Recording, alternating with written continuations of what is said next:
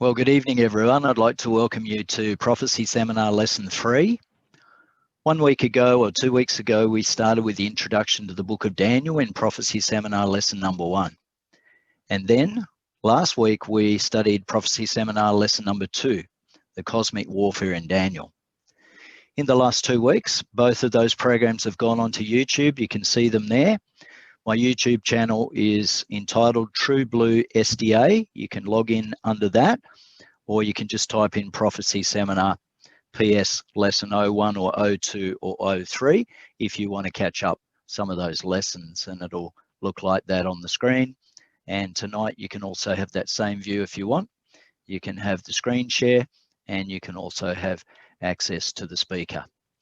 Thank you so much for muting your audio tonight as we start, so we have good clear sound and a good background.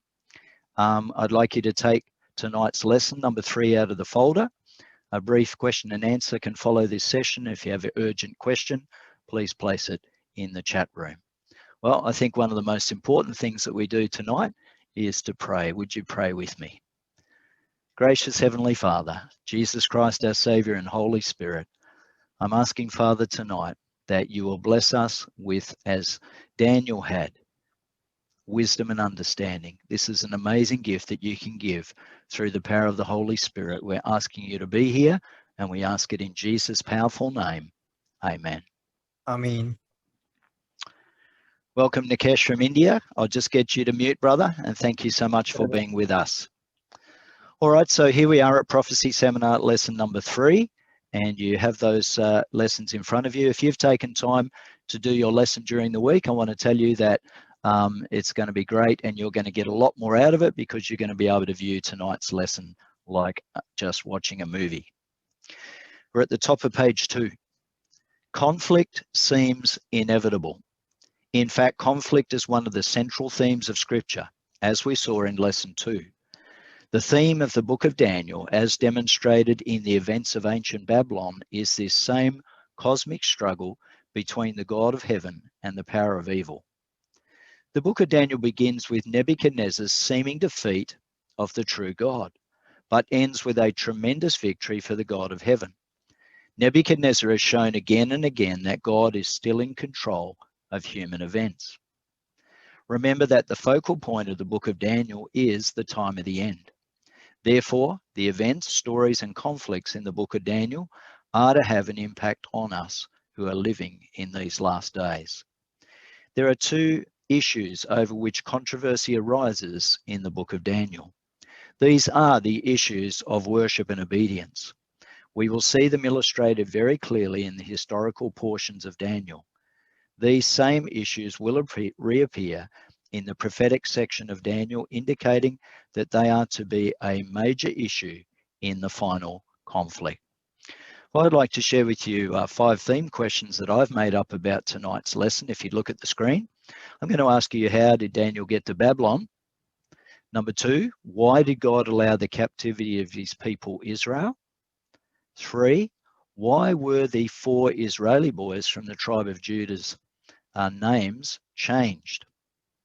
And number 4, why did God give the food and drink laws to his ancient people?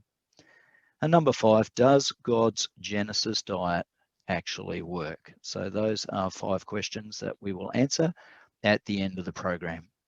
So here we are in lesson 3. If you've just joined us, please turn to page 2. We're halfway down, and we're right here at question number 1. Our heading is, as on the front page, the controversy begins, lesson 3 and question 1. Name the specific instances in the book of Daniel where the issues of worship and obedience illustrate the great controversy theme between Christ and Satan. Now, friends, what we're going to do here is we're going to actually jump into Daniel 1, 3, 4, 5, and 6, but not so much Daniel 2 tonight, because we'll be handling that next week, and that's a big lesson, so make sure you do your homework if you can. So let's go to Daniel 1:8. We're looking for the issues of worship and obedience in Daniel 1 and verse 8. And Daniel writes in chapter 1 and verse 8, I'm in the New King James Version, and this is the version we're using tonight. I want to welcome all those who've just joined us, who are joining us for the very first time tonight. Daniel writes in 1:8, but Daniel purposed in his heart that he would not defile himself with a portion of the king's delicacies, nor with the wine which he drank. Therefore he requested of the chief of the eunuchs that he might not defile himself. So in Daniel chapter 1 and verse 8, as we're going to discover this evening, the issues of worship and obedience actually revolve around what Daniel eats and what Daniel drinks. Now, as you look at the screen, we are actually going to pull back the curtain and we're going to look at these first 6 chapters, but not chapter 2 tonight. And we're going to find out that Daniel worships the true God. But what are the main issues in the other chapters? Let's jump into Daniel 3 and verse 10. And so Daniel's 3 friends say to King Nebuchadnezzar, you, O king, have made a decree that everyone who hears the sound of the horn, flute, harp, lyre, and psaltery, in symphony with all kinds of music, shall fall down and worship the gold image. The King James says the golden image. And so here we have a representation of the gold image. And what's interesting here is that Nebuchadnezzar does not worship the true God. Notice in the center of the illustration, the huge statue of gold that we'll study about in Daniel chapter 3. This was not just a gold statue, but this represented the king. And Nebuchadnezzar was a god, and so he didn't need to worship Israel's God, for he was a god and he worshipped the gods of Babylon. In Daniel chapter 4 and verse 25, we have a most unusual circumstance. We have King Nebuchadnezzar actually going through a mental health incident. In fact, it was more than a mental health incident, it was a total mental breakdown. In Daniel 4:25, it says about Nebuchadnezzar, they shall drive you, King Nebuchadnezzar, from men. Your dwelling shall be with the beasts of the field, and they shall make you eat grass like oxen. They shall wet you with the dew of heaven, and 7 times shall pass over you, till you know that the Most High rules in the kingdom of men and gives it to whomever he chooses. So friends, I've just shortened Nebuchadnezzar's name there. It's a big name, isn't it? To the issue of worship and obedience here is Nebuchadnezzar's bout of insanity. And I'm tempted to get into that, but we can't tonight. But in this chapter, we find that Nebuchadnezzar does not worship the true God until the very end of that story. In Daniel chapter 5 and verse 23, Nebuchadnezzar has died and Belshazzar is now the new king of Babylon. And so we dive into Daniel chapter 5 and verse 23. And here we have Belshazzar being challenged. And the heavenly messenger says through Daniel, and you have lifted yourself up, King Belshazzar, against the Lord of heaven. They have brought the vessels of his house before you, and you and your lords, your wives, and your concubines have drunk wine from them. And you have praised the gods of silver and gold, bronze and iron, wood and stone, which do not see or hear or know. And the God who holds your breath in his hand and owns all your ways, you have not glorified. And so there's our answer. Belshazzar's arrogant defiling or misuse of the Lord's vessels is the issue that has to do with worship and obedience. Because here with the writing on the wall, the unseen hand, Belshazzar certainly does not worship the true God, and he has challenged the true God by drinking from the vessels taken from the Jewish temple and then celebrating the gods of Babylon, their victory over the God of Israel. In Daniel chapter 6, we move to a completely different story, and you remember the story of Daniel in the lion's den. Then these men, the men trying to discredit Daniel and catch him out, assembled. And they found Daniel praying, and he was making supplication before God. That just means that Daniel was putting his requests before the Lord. And so the issue of worship and obedience here is that Daniel was praying. The problem was that the government of the day had outlawed prayer except to any other gods and the God of Babylon. And of course, Daniel was praying to the God of Israel. So there are our 5 answers in the issues of worship and obedience. And we find here again that Daniel does worship the true God. He honors the God of Israel, even though he's in captivity. Let me share with you the note under question 1. We're halfway down page 2. Thank you so much for all of those who have just joined us. Question 2 says, the note says, throughout the historical portions of the book of Daniel, we see how Daniel's obedience to God and worship of God is continually threatened. The issue is clear in the book of Daniel. Governments may try and impose legislation that inhibits or prohibits the worship of God or demands false worship, but only those who remain true and faithful to God will be delivered. Remember, the focal point of the book of Daniel is the end time. The prophecies of Daniel point to the last days when these issues will arise again. People in the end time will attempt to inhibit or prohibit true worship and impose false worship. The book of Daniel tells us clearly that God will have a victorious people who will overcome all these attempts to cause them to disobey or to pervert the worship of God. The issues in the book of Daniel are worship and obedience, as we've already said. The issues in the last days will also be worship and obedience. How important it is that today each one of us remains faithful to God. Friends, do we live in a society today that is a society where almost anything goes? Where everything that's done is all good? There's a secular morality, and the beliefs of Christians today are not only disregarded, but they're mocked and ridiculed. And so, friends, this journey that we're going on and these prophecy seminars are going to relate directly to the issues that Christians are facing in this society. We're not just going to leave these issues back in the day of Babylon and back in the day of Daniel, but we are going to apply these prophecies to the situation that we are in these last days. Well, we're at the bottom of page 2 and we're going to question 2. How do the prophecies of Daniel foretell the issue of worship and obedience? And we go to Daniel 7. So friends, the first 6 chapters are the stories, the narratives, the historical record, and then Daniel 7 to 12 are the prophecies. We're diving into a very serious prophecy here, a heavy prophecy in Daniel 7:25 that relates to the little horn power. Please look at the screen. Regarding the little horn power, he shall speak pompous words against the Most High.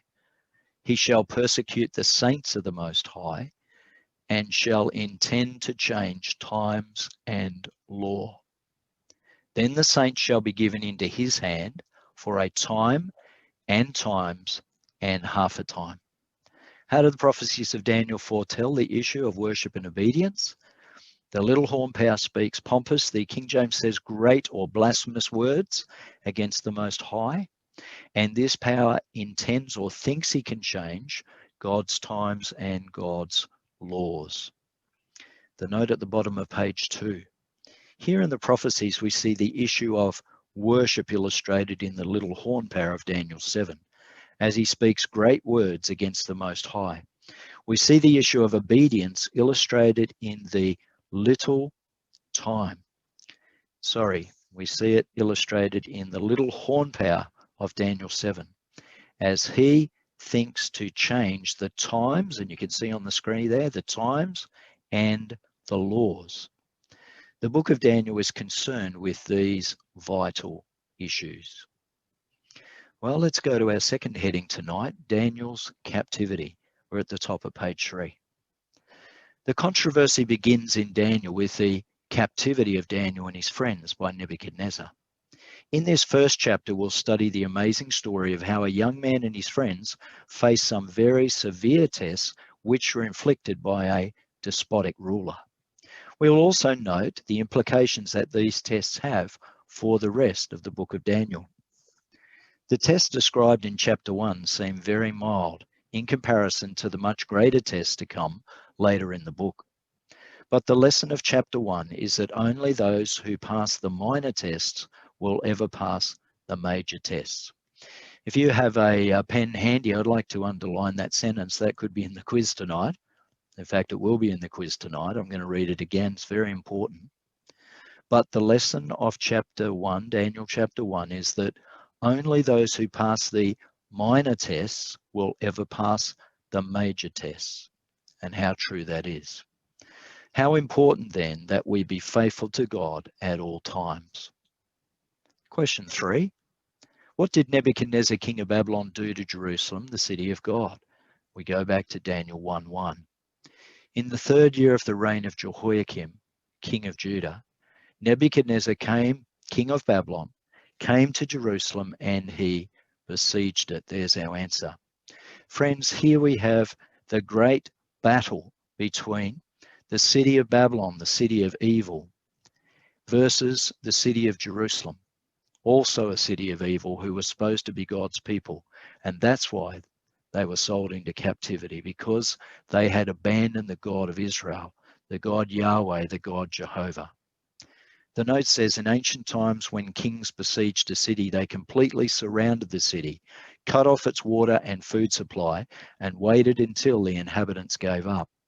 This was a terrible ordeal for the people in Jerusalem. Question 4, we're halfway down page 3. Who allowed Nebuchadnezzar to capture Jerusalem in Daniel 1 and verse 2? Many think it was just Nebuchadnezzar's will, but it wasn't. And the Lord gave Jehoiakim, king of Judah, into his hand, with some of the articles of the house of God, which he, Nebuchadnezzar, carried into the land of Shinar. I want you to remember that name, Shinar, to the house of Nebuchadnezzar's God. And Nebuchadnezzar brought the articles into the treasure house of his God, the Babylonian gods, and that was King Nebuchadnezzar who did that. Who allowed Nebuchadnezzar to capture Jerusalem? Of course, it was the Lord God of heaven who gave him that power and authorized him to take his own, God's own people captive because of their great sin and high-handed sins toward heaven. As I was reading this morning in the book of Ezra, Ezra prayed a prayer, I think in Ezra 9, a prayer to the Lord saying, Lord, our sins have stacked up to the heavens. Have mercy on our souls. Question 5, how did God allow Judah to be taken captive by Nebuchadnezzar? Now, friends, we're going to Jeremiah 2, but I'm going to go to a very, very old translation, but a modern translation, a favorite of mine when I was a young man and a teenager. We're going to Jeremiah 2, 11 to 13. But before we do, I want you to notice here one of the gods of Babylon. We'll be speaking about these gods soon when we look at the names of the boys. This is the Babylonian god Nabu, and Nabu is here represented, or this statue is actually in the Iraqi Museum. Now we're going to Jeremiah 2, 10 to 13, and I'm drawing on the Living Bible because I think it captures the text very accurately. Please look at the screen. Look around you and see, Jeremiah writes to Israel, if you can find another nation anywhere that has traded in its old gods for new ones, even though their gods are nothing. Send to the west, send to the east, see if anyone there has ever heard so strange a thing as this. And yet my people, Jeremiah writes, have given up their glorious God for silly idols. I want to pause there for a moment. You know, when we think back to people worshipping idols, we can be very smug and self-sufficient over this. We can be very superior, but I want to ask you tonight, what about the modern idols that we worship? Many people worship the idol of money. They just can never get enough money. Others worship the idol of power. Others have their home as an idol. Others make an idol the vehicle that they drive. I tell you all about it. Then there are those who have idols in their children or their family or their extended family, and they don't even realize it's an idol, and they put that before everything else in their life. Others want social status, they're social climbers, and they want you to know how important and how needed they are in our society. And then it might be hard to believe, but right here in Australia, we have the epidemic of workaholism. I don't know if you realize, but Australians are some of the most hardworking people in all the world. And in fact, many Australians have years and years of holidays accumulated that they never take because they worship the idol of work. So let's not ridicule the ancients for their idols. At least their idols could be seen. What about the idols that we worship today? And I'm asking you, if one of those idols are yours, have you recognized it? And what are we going to do about it? Myself included. We're in Jeremiah chapter 2, and I'm reading verse 12 from the Living Bible. The heavens are shocked at such a thing, Jeremiah writes, and they shrink back in horror and dismay. What are they shocked about? That God's people, Israel, have given up their glorious God for silly idols. For my people have done two evil things. They've forsaken me, the fountain of living waters, and have built for themselves broken cisterns that can't hold water. So friends, let's go to our answer. Why did God allow Judah to be taken captive by Nebuchadnezzar? The New King James Version says, has a nation changed its gods, which are not gods? They have forsaken me, the fountain of living waters, and hewn themselves broken systems that can hold no water. Friends, if you've been in the Middle East, you will know what a precious resource water is. Let me share the note under question 5, halfway down page 3. Through the prophet Jeremiah and other Bible prophets, God had predicted the warfare of the Babylonians against Judah because they had forsaken the Lord. They'd ceased to worship him and were disobedient to the word of God. False worship and disobedience led to Israel's captivity. Friends, if you have a look there on the screen, there we have an idol that Queen Jezebel and King Ahab brought into the temple, the sanctuary of the Most High God in Old Testament times. Some of you might know that this is the Egyptian god named Hathor, H-A-T-H-O-R, Hathor, the cow goddess. And so, friends, what is this Egyptian god doing in the temple of the Most High God? And this is exactly the problem that we are dealing with tonight, that God is sick to death of his people abandoning him for silly and false idols. Please come with me to question number 6. Who seems to be winning the conflict as the book of Daniel opens? We go to Daniel chapter 1 and verse 2 again. And the Lord gave Jehoiakim, king of Judah, into Nebuchadnezzar's hand with some of the articles of the house of God in Jerusalem, which Nebuchadnezzar carried into the land of Shinar. What's Shinar mean? To the house of his God, and Nebuchadnezzar brought the articles into the treasure house of his God. Friends, who seems to be winning the conflict as the book of Daniel opens? It's very depressing, isn't it? It seems like the gods of Babylon are smashing the God of Israel. So what about Shinar? Have a look on the screen. Shinar is from the word Sanhar. It refers to northern Mesopotamia, the area of ancient Babylonia, which is Iraq today. And I have a map for you here on the screen. On the left-hand side, or the western side, you can see God's people, and on the eastern side or the right-hand side, you can see Shinar, which is the kingdom of Babylonia, which resides there within the blue lines. The country of Elam on the far right. On the east there, of course, is ancient Persia, Medo-Persia. The Medes up at the top, the Persians at the bottom. Ancient Medo-Persia, and today, of course, that is the great nation of Iran. The note says the book of Daniel begins with an apparent defeat for the true God, but let us not forget that it ends with a glorious triumph for Daniel's God. Evil may appear to prosper now, but someday God's truth will magnificently triumph. Would you come over the page with me as we turn over to page 4, and we are going to go to question 7. What kind of people did Nebuchadnezzar choose from among the captives of Judea to be educated in the schools of Babylon? We're in Daniel chapter 1, verses 3 and 4.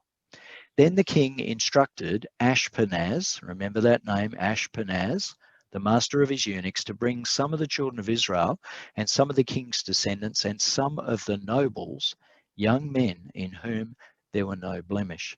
So there's our answers. What kind of people did Nebuchadnezzar bring? Did he just round people up from the street to be re-educated in the University of Babylon? No, he didn't. He chose from the king's descendants from the royal line. And I'll tell you why in a moment. They were young men in whom they seemed faultless. There was nothing wrong with him. They were the best of the best, the cream of the cream. Daniel 1:4, young men in whom there was no blemish, but good looking, gifted in all wisdom, possessing knowledge and quick to understand. They had ability to serve in the king's palace, and whom they might teach the language and literature of the Chaldeans. And there is a very important point. So friends, the answer here is that good looking, they were good looking, they were gifted in all wisdom, they possessed knowledge, and they were quick to understand. The King James Version translates this as cunning in knowledge and understanding science. I think that's a very interesting and precise translation. And of course, quick to understand means quick to understand and interpret. And they're going to need that wisdom and understanding for Daniel chapter 2 and the king's dream, which we're studying next week. Please don't miss next week, Daniel chapter 2. Question number 8 at the bottom of page 4. How long was the educational process to last? And the king appointed for them a daily provision of the king's delicacies and of the wine which he drank. And here's our answer. And how long? Yep, 3 years of training for them, so that at the end of that time they might serve before the king. And so the process was 3 years. I want to ask you tonight, how long is a university course today? It's usually 3 to 4 years to get a Bachelor of Arts, and longer for other degrees. So what Nebuchadnezzar was doing here is training these royal captives to be loyal to Babylon's king Nebuchadnezzar and to be loyal to Babylon's gods. They'd then be sent back as spies, emissaries, and rulers to rule for Nebuchadnezzar back in Jerusalem, and they would spy for him and they would trade information, but they would also have the respect of the people because they would be of the king's seed and the king's descendants. So it was very, very wise, that process of training him in the University of Babylon, then sending them back to control the nation that had to remain a vassal, annexed by Babylon, but still be loyal. Question 9 at the bottom of page 4. Out of all the children of Judah who entered into the schooling, who are the only 4 youths named in the biblical record in Daniel 1:6? Now from among those of the sons of Judah were Daniel, Hananiah, Mishael, and Azariah. Friends, I want you to look at the screen. The word Elohim is the Hebrew word for God, and the El is the name for God. So Daniel's name has God in it, and Mishael's name has God in it as well. Notice there, Elohim, the I-M ending is the plural, which reminds us that our God is one in unity, but is a multiplicity of the name of the Father, the name of the Son, and the name of the Holy Spirit. So out of all the children of Judah who entered into the schooling, who are the only 4 youths named in the biblical record, they are Daniel, Hananiah, Mishael, and Azariah. Let's go to question 10. We're at the top of page 5. What Babylonian names were given to these 4 youth in Daniel 1:7? To them the chief of the eunuchs gave names. Friends, this chief of the eunuchs, this Ashpenaz, what was his role in the kingdom of Babylon? Friends, do you remember in ancient times, Israeli kings who had wives and harems? Do we remember Solomon? Remember Solomon, he had, wasn't it 700 wives and 300 concubines? I remember a little boy who was being asked in Sunday school about this, and he told the teacher Solomon had 700 wives and 300 porcupines. The poor little guy was actually trying to remember the word concubines. But if you can imagine 1,000 wives and children together in one place serving the king, then you can imagine that they might have got a little bit prickly, especially when they were brought into the presence of the king and he would ask the attendant, what's her name again and what's my kids' names? So friends, a very, very challenging role, the chief of the eunuchs, the chief of the harem. In Daniel 1:7, it says to them, Ashpenaz, the chief of the eunuchs, he gave them names. He gave Daniel the name Belteshazzar, to Hananiah, Shadrach, to Mishael, Meshach, and to Azariah, Abednego. And so there are our answers. Let's just fill them in. Belteshazzar, make sure you make it Belteshazzar, not Belshazzar. because that is the king of Daniel chapter 5. Then there's the name Shadrach, the name Meshach, and the name Abednego. I remember in, when we're studying the Bible as kids, I think it's a little memory verse: shake the bed, make the bed, and to bed we go, to remind us of Shadrach, Meshach, and Abednego. Those are the 4 names. All right, I'm going to read to you the note. You might like to direct your attention to the screen because I think that will be easier. In an attempt to totally Babylonianize these youth, they were given new names to signify their loyalty to Babylon. Please look at the screen now. And to the gods of Babylon. The name Daniel means God is my judge. His Babylonian name, Belteshazzar, means Bel, protect the king's life. Bel was one of the popular gods of Babylon. The name Hananiah means Jehovah is gracious, while the Babylonian name Shadrach refers to an allegiance to the Babylonian god Marduk. The name Mishael means who belongs to God. And he became Meshach, a reference to another Babylonian god who belongs to Aku. The name Azariah, meaning Jehovah helps, was changed to Abednego, servant of the god Nabu. We just saw his statue a little bit earlier. Friends, I have a favorite book that I'd just like to show you here. This is Jacques Ducan's book, Secrets of Daniel. It's an absolutely fantastic book, and I just want to take a moment to read from this book, so please just consider this extra information. I'm reading Secrets of Daniel by Jacques Ducan. He is a French Israeli, and he lectured me when I was doing my Master of Arts in Religion in 1996, so I know him personally, and he was right here at Avondale College. This is on page 18, speaking about the resistance, because in these names, Daniel's done something really, really tricky. Ducan writes, the 3 captives, especially Daniel, quickly reacted to the new program. Already the renditions of the Babylonian names in the book of Daniel allude to this. When compared to the names catalogued in secular documents, one can observe that the biblical texts, the divine element has been systematically been deformed. So what Ducan's saying there is, although the boys' names were the true gods in the secular records, for the Bible, Daniel has deformed the names so no glory is given to any Babylonian gods. I think that's fantastic. So let's go to our next screen. He wrote, instead of Belshazzar, Daniel was named Belteshazzar. Have a look on the screen with a T, so that the name of the god Bel has been deformed into the name Belt. That's pretty tricky, isn't it? And then Hananiah, instead of Shada Aku, Hananiah is called Shadrach. The name of the god Aku has been reduced to the Hebrew letter K. Instead of Meshulam Marduk, Mishael carries the name Meshach.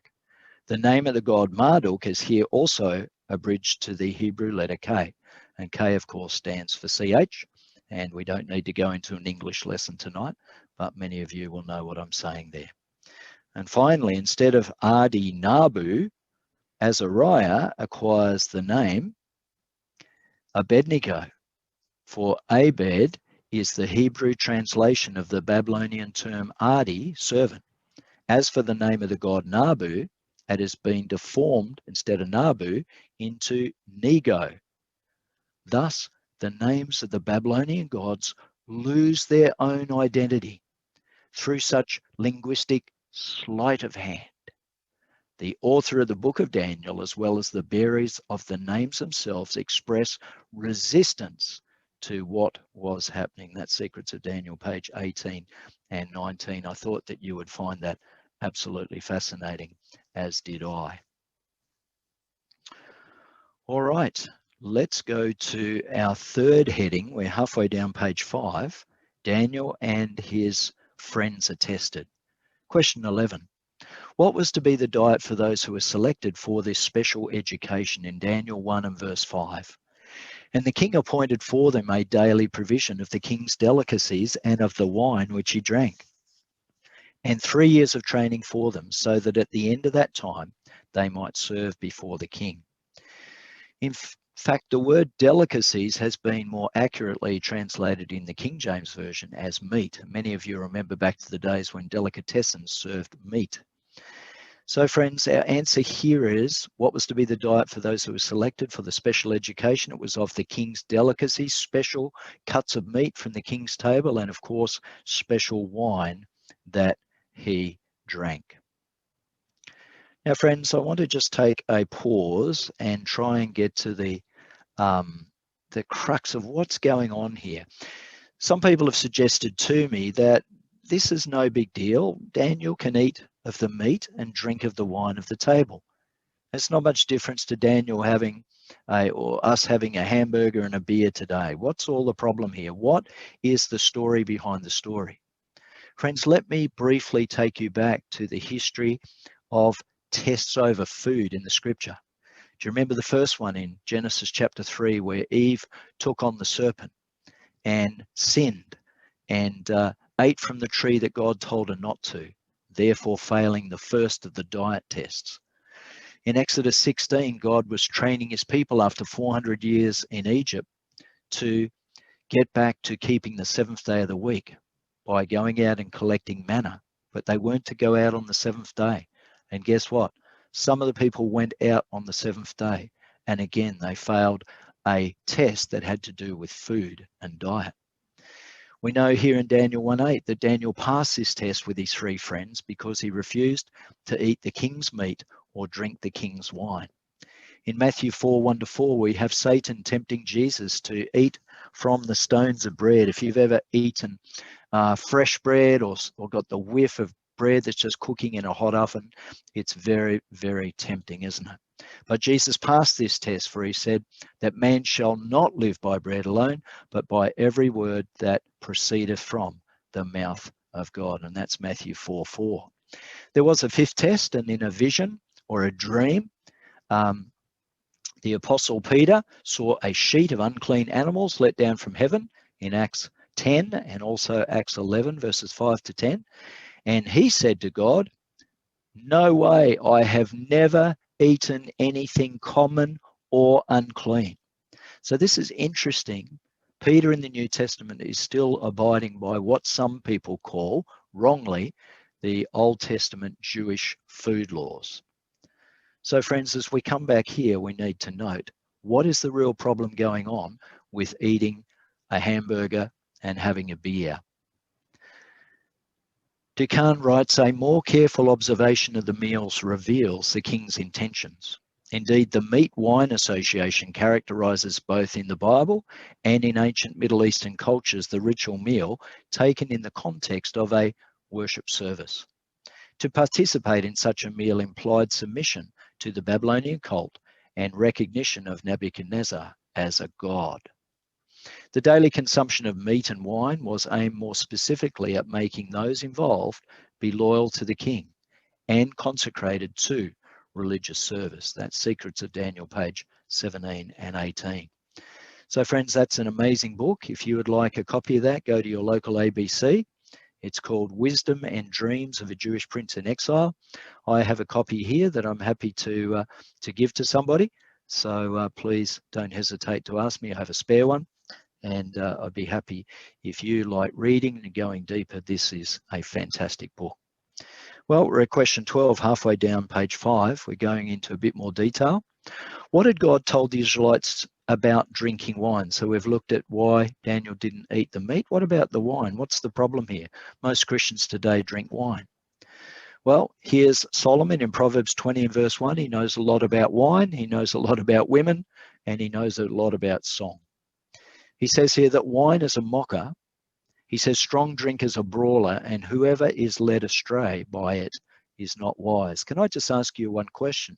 Do you think that's a positive statement about alcohol, or is it a negative statement? Friends, he's saying there that wine is deceitful. It deceives.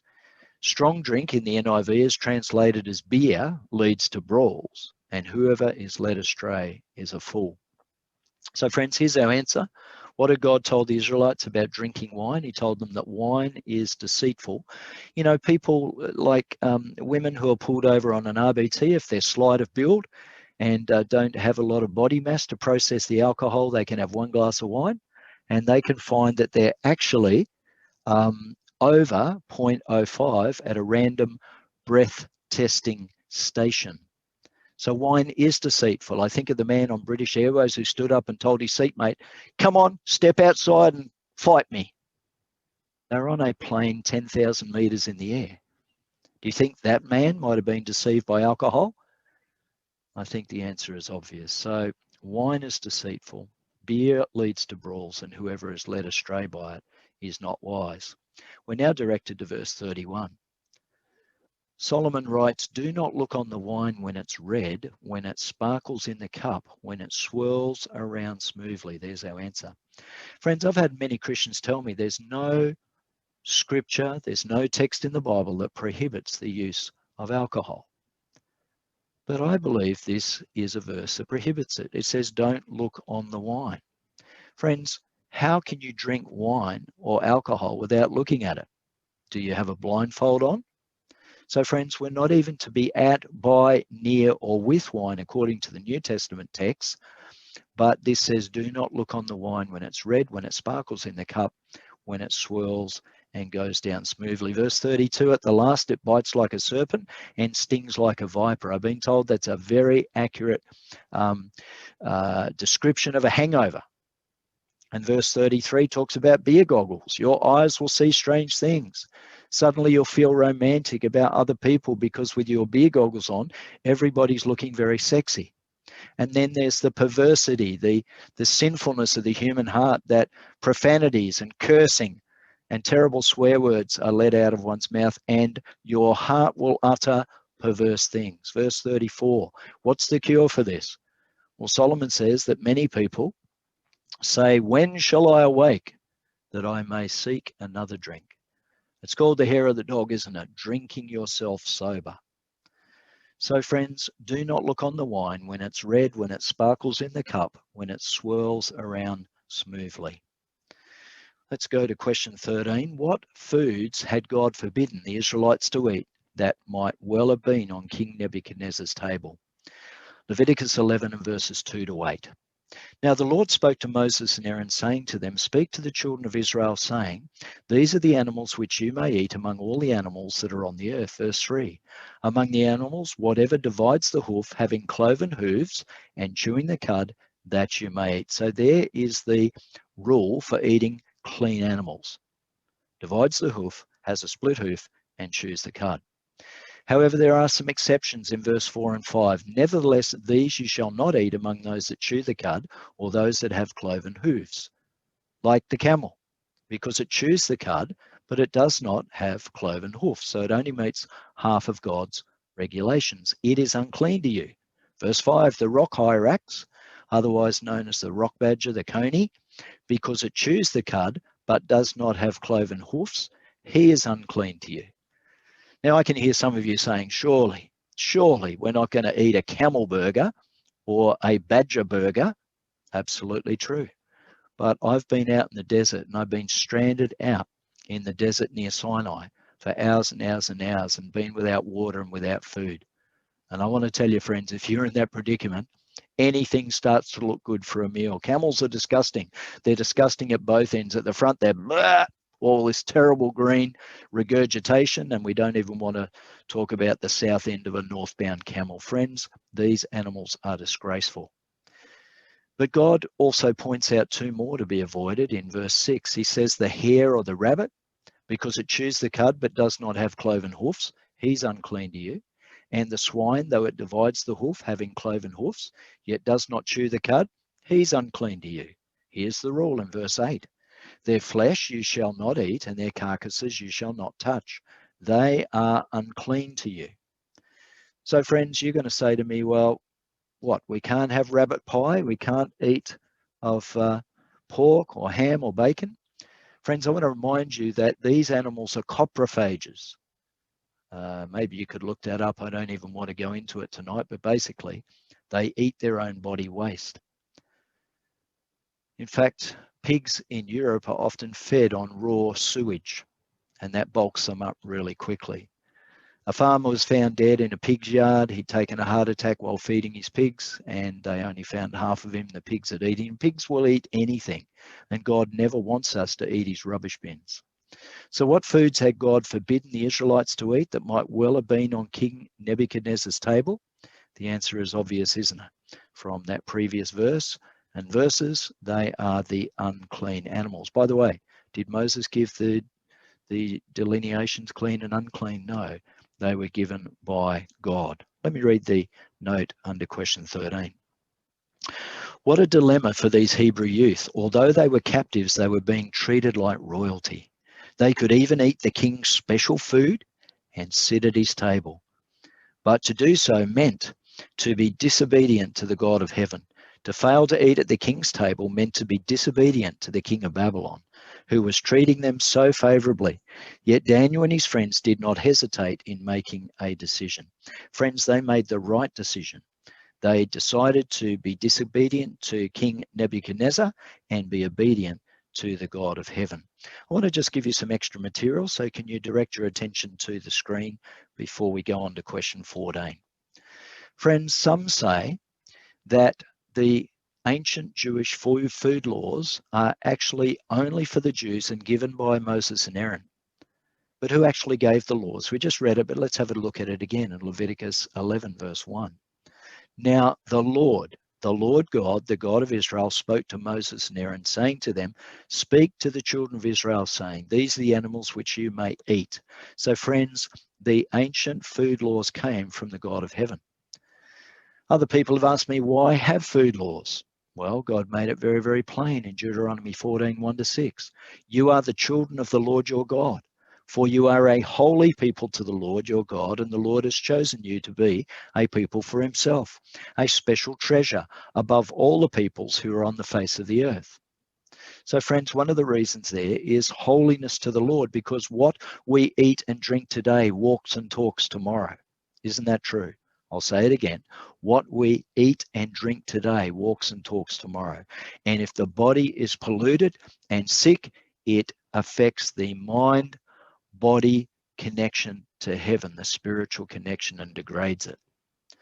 So some people say, well, what meat can we eat? We've been told by God what not to eat. It's very clearly laid out in Deuteronomy 14, 3-6. Many of you will be aware of this, but maybe you have some visitors tonight who have never seen this. Let me read it.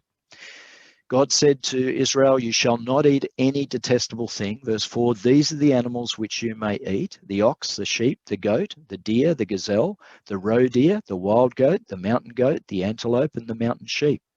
And you may eat every animal with cloven hooves, having the hoof split into two parts, and that chews the cud among the animals. I don't think it can be clearer than that. So there is a whole raft of animals that God said were clean meats. We're at the bottom of page 5, question 14. What decision did Daniel and his friends make in Daniel 1:8?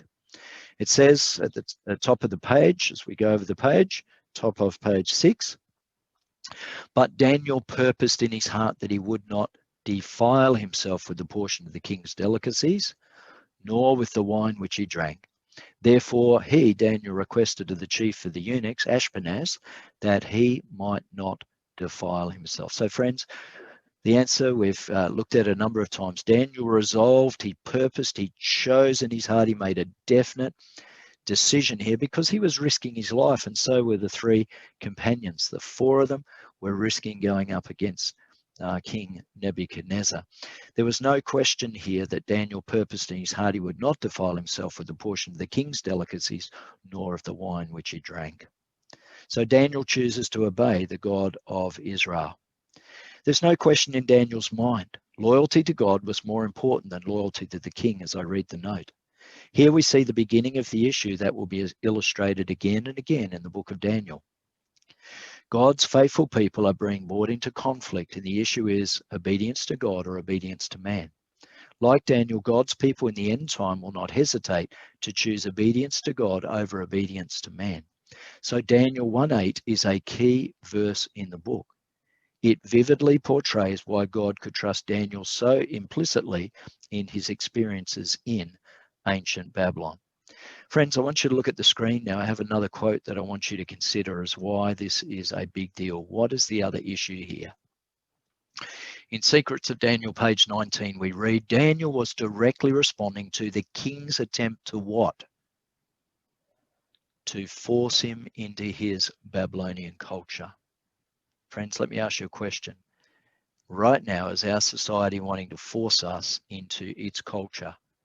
Are we being told to do certain things, even against our will? Daniel was directly responding to the king's attempt to force him into his Babylonian culture. To preserve his identity, the exile chooses to eat and drink differently. He, the exile, Daniel, and his three friends ask for vegetables and water. Because Daniel cannot control his food sources, he wisely chooses to be a vegetarian. The safest way was to keep kosher and also the most explicit testimony to his faith in the God of creation. So friends, have a look on the screen. What are the three main issues here? Number one, the meat was already pronounced unclean according to Levitical or kosher laws. We've just gone through that in Leviticus 11. What were the kosher meat and food preparation rules? Well, number one, 7 times God says not to eat blood, and that was a law in Genesis 9, Leviticus 3, and all of those texts there. You can pause that on the video on YouTube. This will be put up tomorrow, or you can take a photo of it now.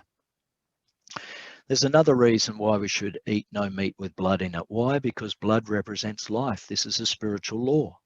Blood is a sacred, life-giving force, friends. God didn't want his people to forget that all life comes from the Creator God and belongs to him, so it's not to be misused. There's a third reason. 7 times we're told not to eat blood. The second reason is a spiritual one. The third one is a health reason, and it's practical. You must know that blood contains poisons and toxins that it transports around the body to expel as waste. These are called purines. When these break down into excessive amounts of uric acid, they can lead to painful conditions like gout and gouty arthritis. Friends, if you're not sure what purines are, take the P off purines and you'll have a fair idea of these waste products. Friends, people who eat meat today who are Christians often forget Genesis 9:4. This text was given before there was a Jew. This was given to Noah and his family.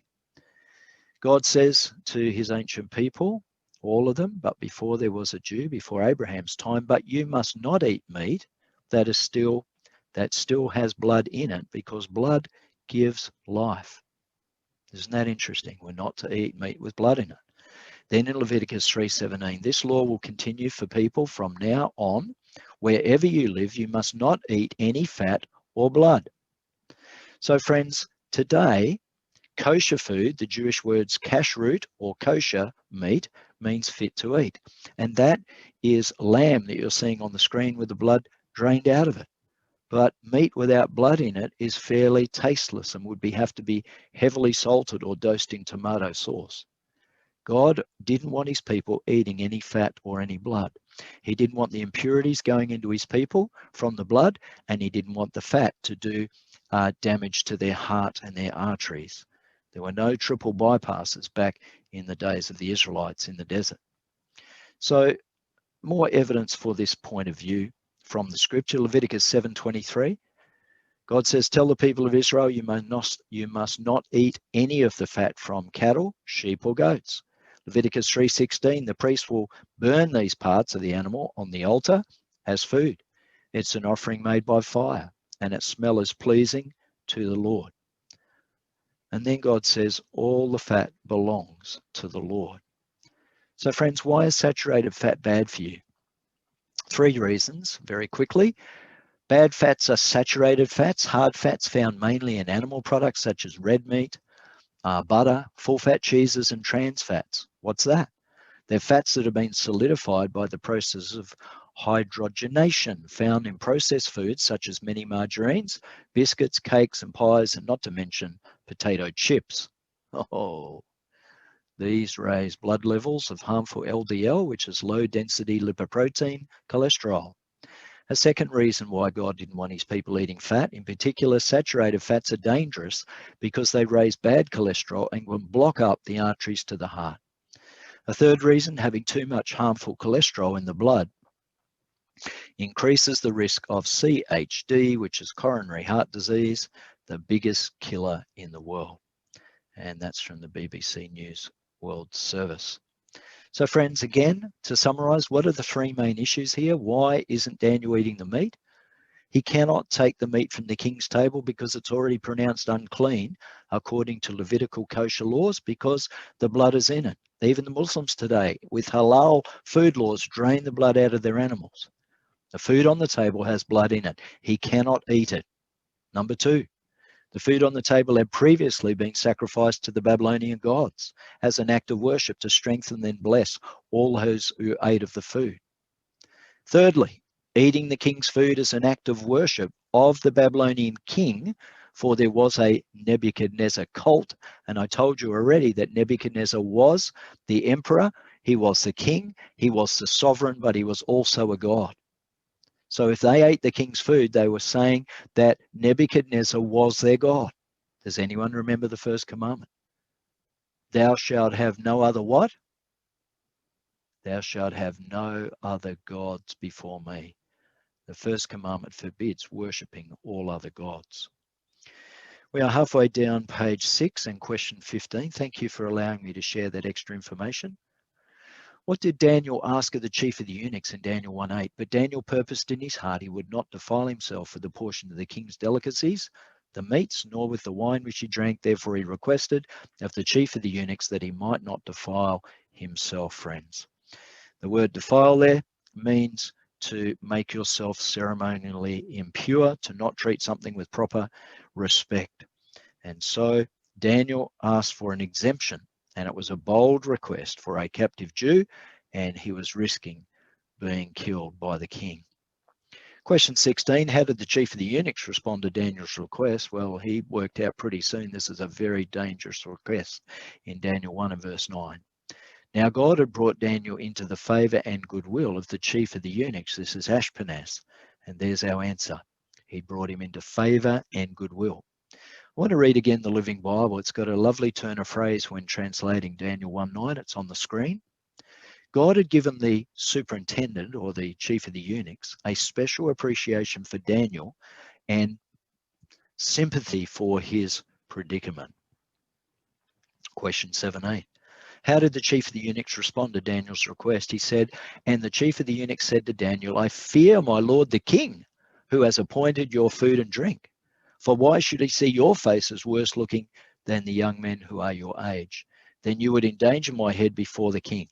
And there's the answer. I fear my lord the king. The note says, the chief of the eunuchs was afraid that the health of Daniel and his 3 friends would not be as good if they did not eat at the king's table. If that should happen, he would be held responsible and most probably would be killed. No wonder Ashpenaz, the chief of the eunuchs, was afraid. So Daniel has already thought this through, and he comes up with a brilliant plan. What test did Daniel suggest in Daniel 1:11-13? So Daniel said to the steward, whom the chief of the eunuchs had set over Daniel, Hananiah, Mishael, and Azariah, please test your servants for 10 days, and let them give us vegetables to eat and water to drink. Then let our appearance be examined before you in the appearance of the young men who eat the portion of the king's delicacies, and as you see fit, so deal with your servants. Verse 14. So he consented with them in this matter and tested them. How long?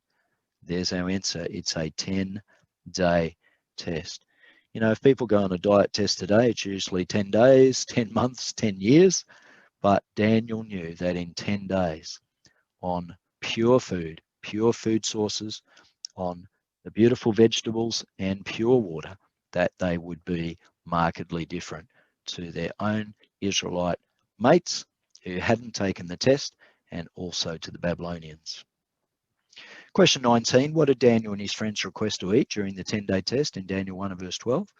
Please test your servants for 10 days and let them give us vegetables to eat and water to drink. Friends, I'm going to pause there before I read the note. When people today get seriously ill, they get a terminal disease, let's say some form of cancer, some horrendous disease that's life-threatening. What do? They go out and order hamburgers, greasy food, fries. What do? Yes, of course they pray if they're Christians, but I have observed that people return to fresh and raw vegetable foods, to smoothies, to pure distilled water and vegetable juices. About 20 years ago, my uncle was diagnosed with prostate cancer, and he made a complete change in his diet, and this also had an effect on us.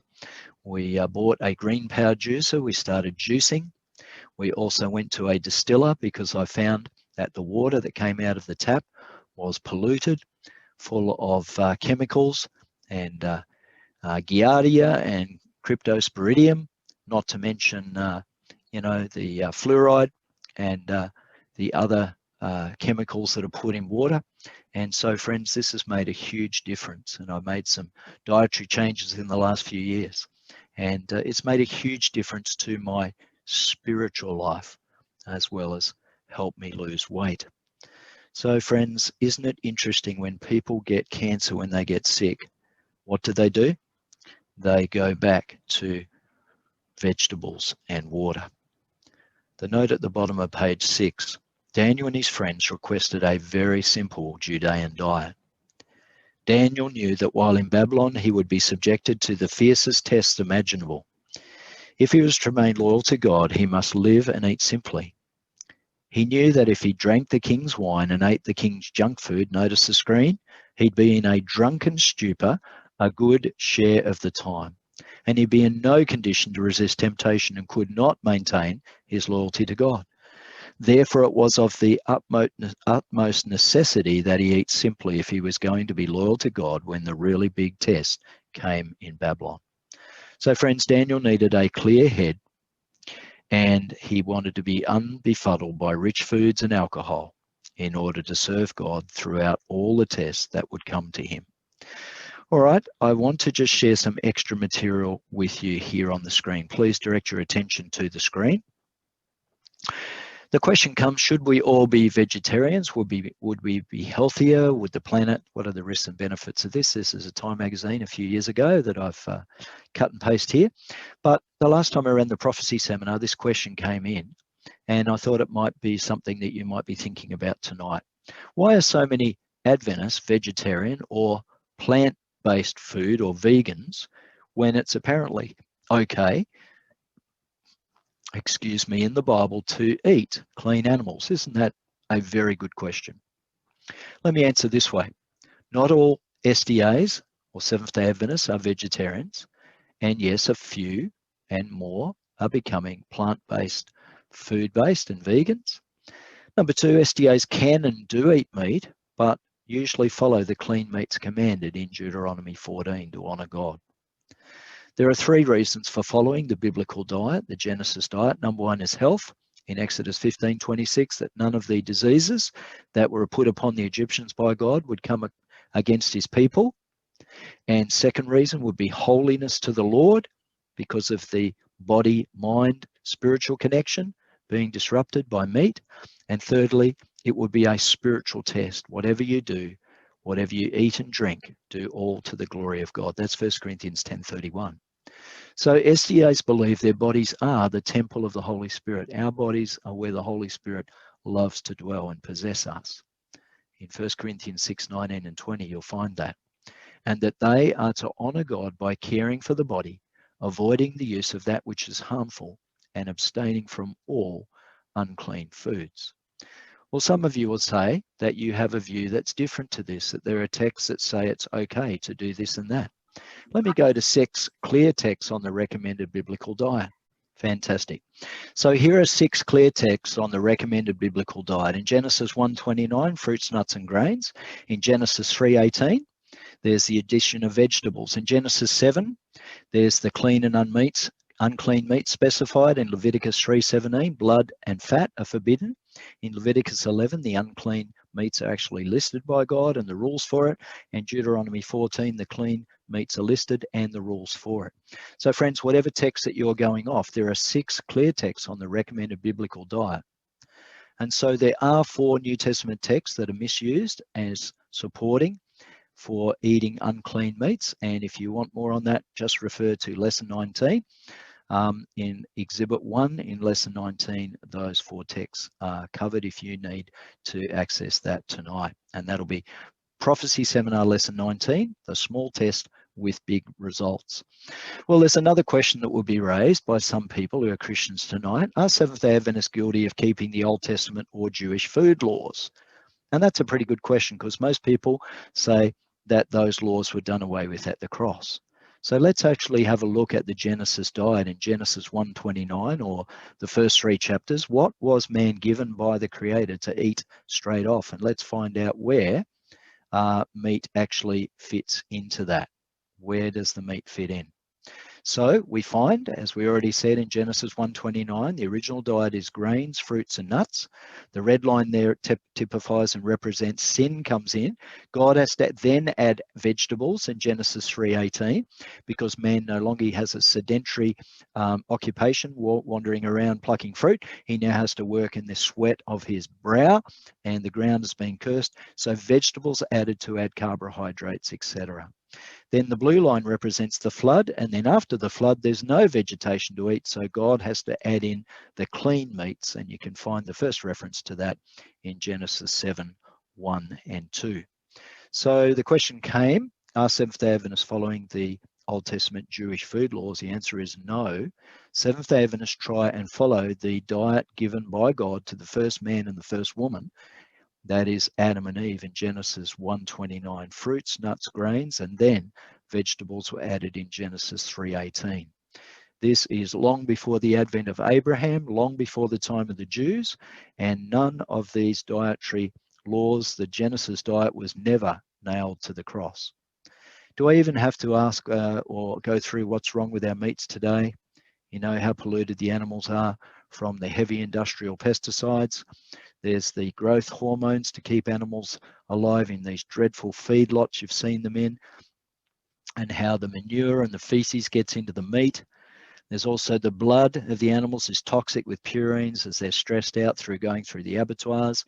They can hear the other animals crying out as they're killed in very, very gross and horrendous ways.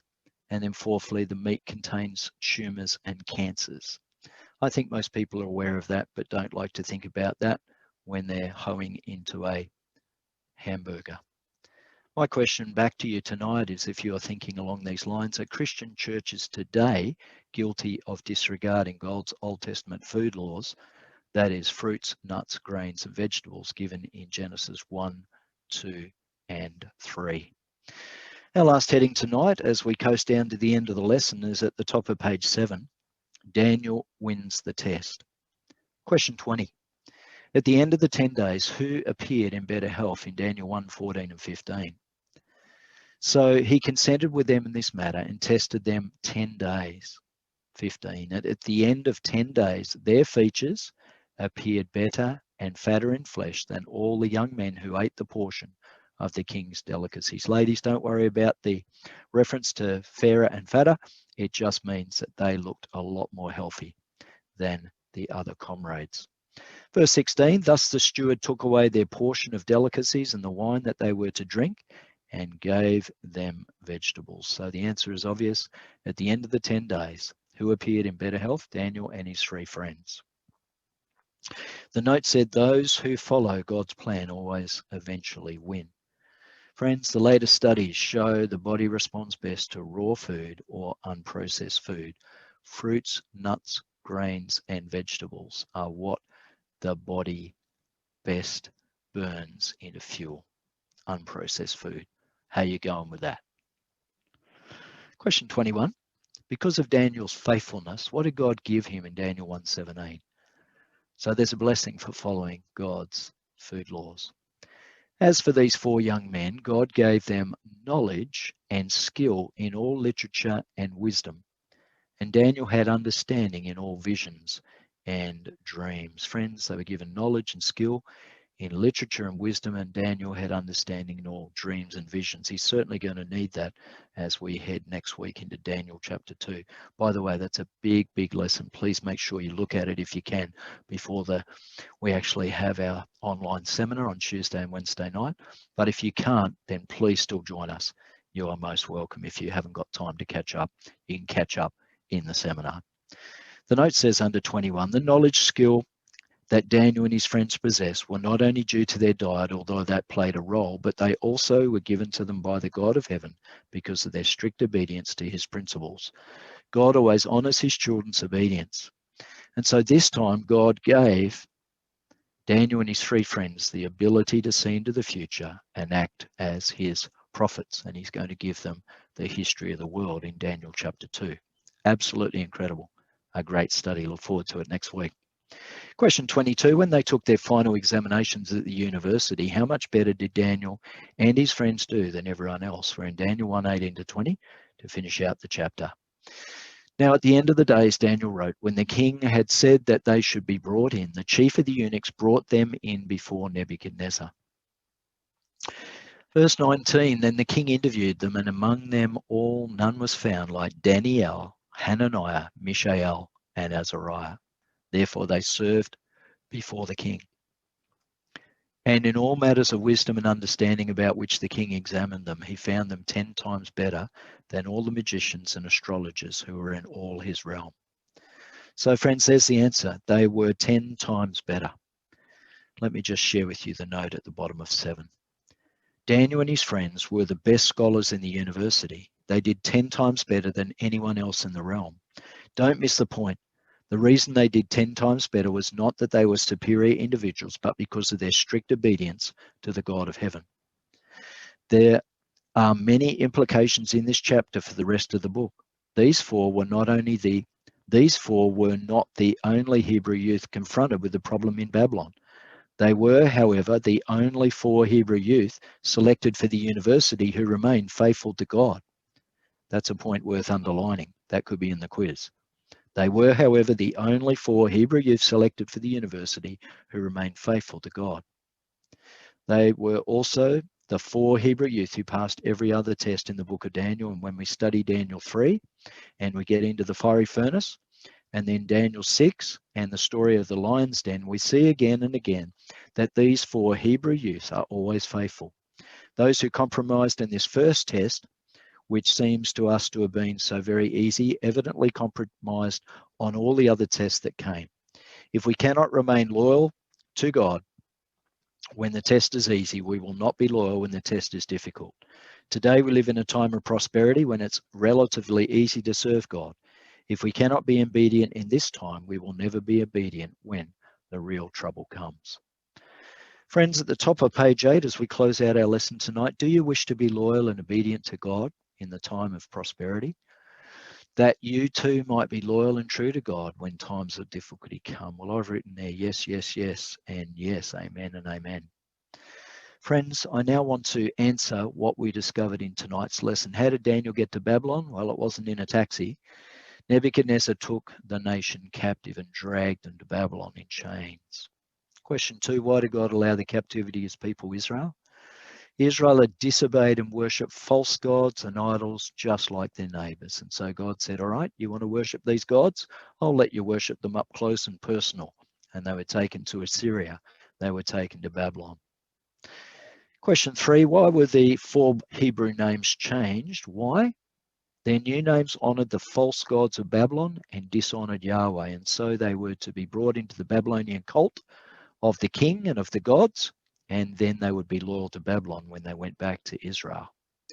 Why did God give food and drink laws? To keep Israel healthy and focused on who was the true God of Israel.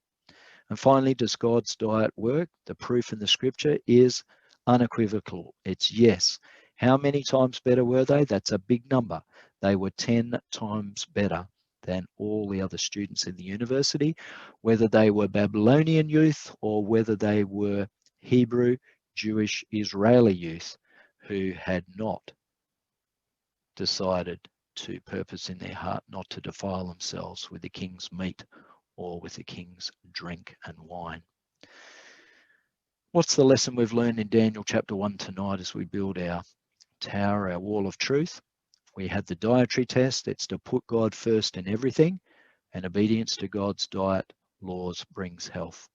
Next week, we're going to have a look at the dream test. Well, I was excited the last 2 weeks to receive your envelopes. I think we've got about 12 people doing the quiz. So tonight, if you can take out the sheets you've printed out and put on their PS03, they can be emailed to me. Many of you are just photographing them and are sending them to me as an SMS, and that's fine. And I'll actually enter those into an Excel spreadsheet tonight. And the prize is there'll be 2 Bibles, a white one and a black one, for the winners of the quiz and the winners of the exam, and also a voucher to the local ABC/BBF bookstore. Let's go to the response questions. There's 2 boxes on the left of that envelope that I've emailed out to you. Question 1, is it your desire to be loyal to God in times of prosperity that you may also be loyal to God in times of adversity? If so, please place a tick in box number 1. Friends, it takes times of peace like this for us to make the decision so that we don't have to do it in times of stress. Number 2, would you like me to pray that God will give you the victory in your life today? Friends, you can read whatever you want in Scripture, and you can try and follow the food laws and drink laws, and you know what? We will fail and fail and fail again. I'm suggesting tonight, from my own experience, that there is a power outside of ourselves that we can call on. That is the power of the God of Israel, the living God, the God of Daniel, Hananiah, Mishael, and Azariah, and he will give us power to overcome. And so I'm asking tonight that you pray, and I'll be happy to pray for you as well, that God will give you the victory in your life today over whatever is in your life that is destroying or diminishing your relationship with the God of heaven. We have 5 quiz questions tonight. Let's go straight into quiz question number 1. The 2 issues over which controversy arises in the book of Daniel are the issues of worship and obedience. True or false? Thank you so much for those doing the quiz. If you write the name true and you write the name false, we're not having any T's that look like F's or F's that look like T's. That's brilliant. Question 2, all the children of Israel refused to eat the king's food and drink his wine. Is that true or is that false? I think we covered that pretty clearly, didn't we? Even in the notes. Number 3, the reason Daniel would not eat the king's food and drink his wine was that he thought he was better than everyone else. True or false? I don't think you'll need too long to think that one through. Let's hurry on to number 4. As a result of their loyalty to God, Daniel and his friends did 10 times better than anyone else in the university. True or false?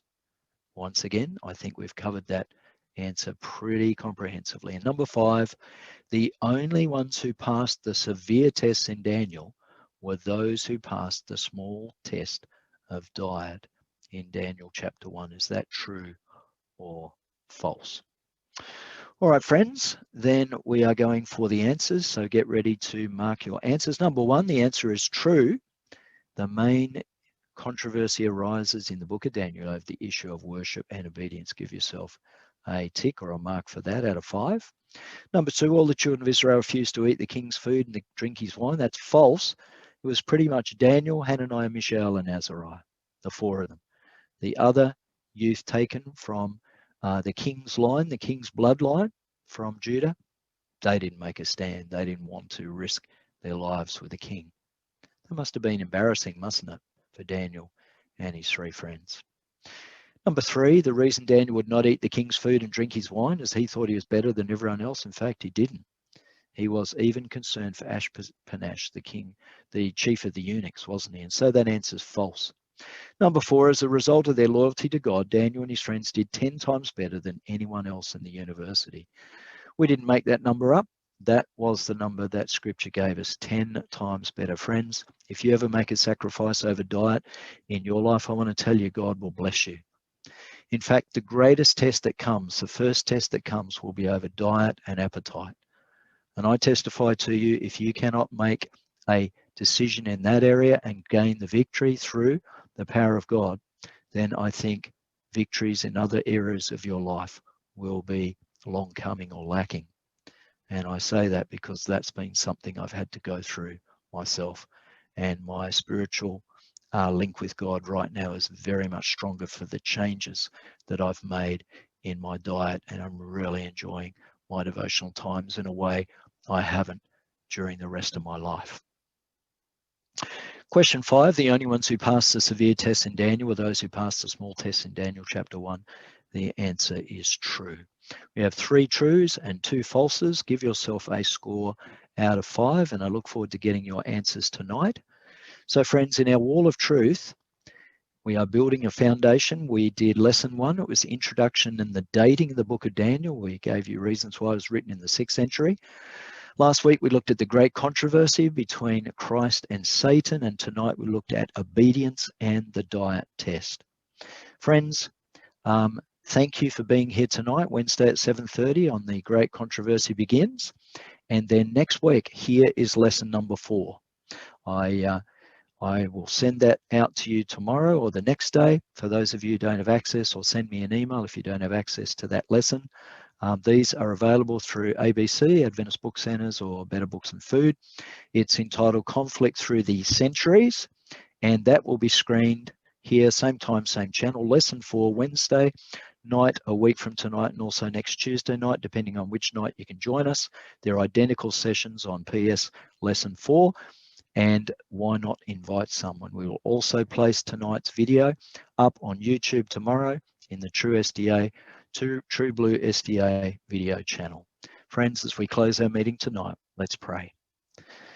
Gracious Heavenly Father, we have really poured over the book of Daniel tonight and gone into great depth. Father, we've gone beyond just the surface reading, and we have drilled down into the mine of truth. Father, thank you so much for showing us that if we are faithful to the health and dietary laws, that you will bless us spiritually with a stronger link to yourself. Thank you, Father, for the example of Daniel and his 3 friends who stood firm at the risk of death. They stood firm and followed the God of heaven in these matters. I pray, Lord, that I and the people who are listening tonight and today on YouTube will be also like that and will be strong in their resolve to follow you all the way. And tonight we ask it in Jesus' powerful name. Let all the people say, Amen. Well, friends, thank you so much for being with us tonight on Prophecy Seminar 03. You